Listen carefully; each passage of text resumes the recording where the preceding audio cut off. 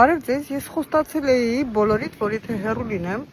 եւ ձեռս զարկերակի վրա չլինի, քաղաքականության վերաբերյալ դասեր չեմ տալու, բայց դե գոնե բանի մասին կարող եմ թե դասեր տալ լեզվի մասին, որոշել եմ այդ դասերը տալ ՔՊ-ի քարոզիչներին, որտեղ արդեն երրորդ անգամ հանդիպում եմ իմ նյուզֆիդում հետեւյալ հայտարարությունները, որ ուղղակի կարդալ հնարավոր չի։ Միգուցե Նասիմ Թալեբին բավականաչափ փող չէին տվել ադրբեջանցիները, դրա համար որոշել էր նա հանդես գալ այդ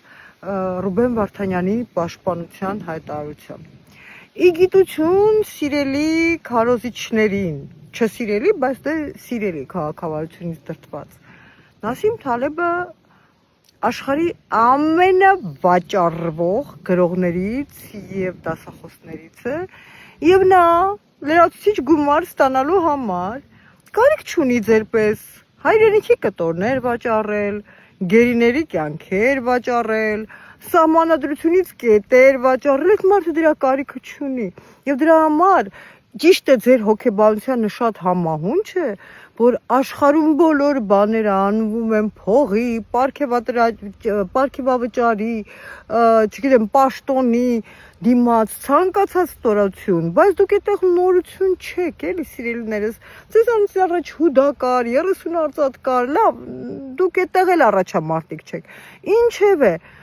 բայց բացի նրանից ոչ միայն տգետ եք, այլ նաև չեք դիմում բանիմաց մարդկանց կամ եթե դիմում եք չարակամ ստում եք, որովհետև Նասիմ Թալեբի գրվածքի շարունակությունը պարունակում է հետևյալ անգլերեն տողը. They, այսինքն ադրբեջանցիները, upped me hugely, ընդ որում ինքը խոսակցական գրում է hugely, որ նշանակում է, որ նրան փող են առաջարկել, լիքը փող են առաջարկել, այ հարգարժան ՔՊ-ականներ, ձեզ ինչ առաջարկում են, ինչի դիմաց, դուք միանգամից վերցնում եք, իսկ այդ մարդուն լիքը փող են առաջարկել, իսկ նա ասել է ոչ, որովհետև ես չեմ կարող մտնել մի երկիր, որտեղ Ռուբեն Վարդանյանը բանտում է։ Ըստ իս, լավ կլիներ, որ նա ասեր Ռուբեն Վարդանյանը եւ մյուս գերիները,